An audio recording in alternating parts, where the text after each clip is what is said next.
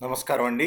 ఆహ్, ఈరోజు నేను సంధ్యావందనం యొక్క ఇంపార్టెన్స్ గురించి చెప్పదలుచుకున్నాను. వీళ్ళు పిల్లలైతే గానీ, పెద్దలైతే గానీ, నేను ఎన్నో వీడియోలు యూట్యూబ్‌లో సంధ్యావందనం గురించి చూశాను. అయితే మా ఫాదర్ గూడా త్రికాల సంధ్యావందనం చేసేవాళ్ళు.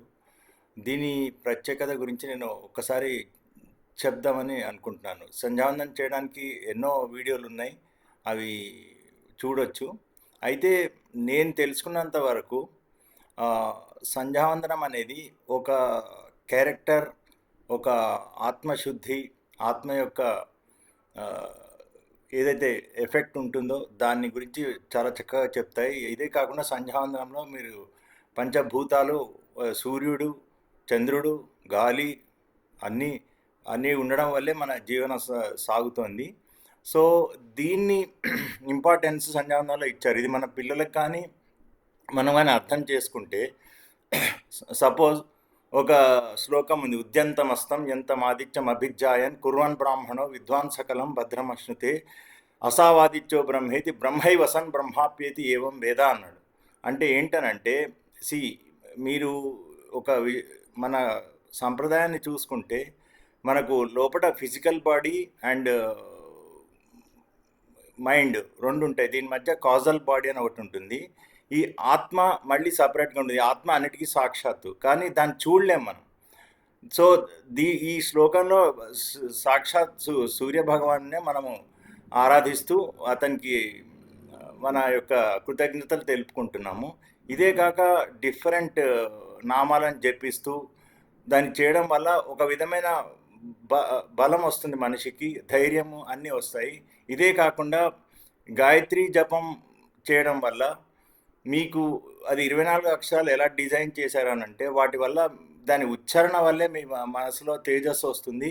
అండ్ ఇంకోటి సంధ్యావందనం చేయడం వల్ల కూడా మీకు ఏజ్ అయిన వాళ్ళలో కూడా న్యూరాన్స్ అనేవి డిస్కనెక్ట్ అయిపోతుంటాయి. కాబట్టి ఎంతోమంది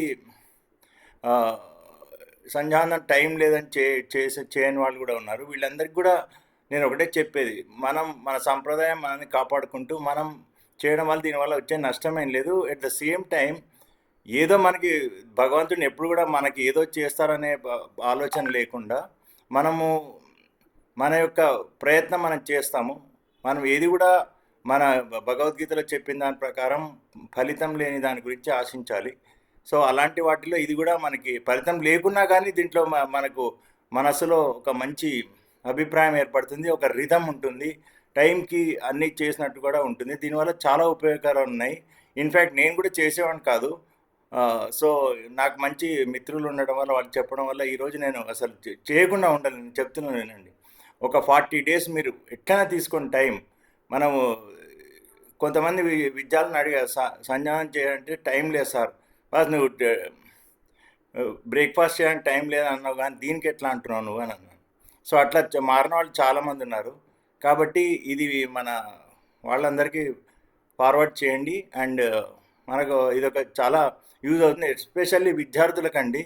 అత్యంత యాక్టివ్‌గా ఉంటాం. నేను ఇప్పుడు 61 ఏళ్ళు ఇప్పుడు. ఈరోజు ఎంత యాక్టివ్‌గా ఉంటానంటే I'm learning so many things.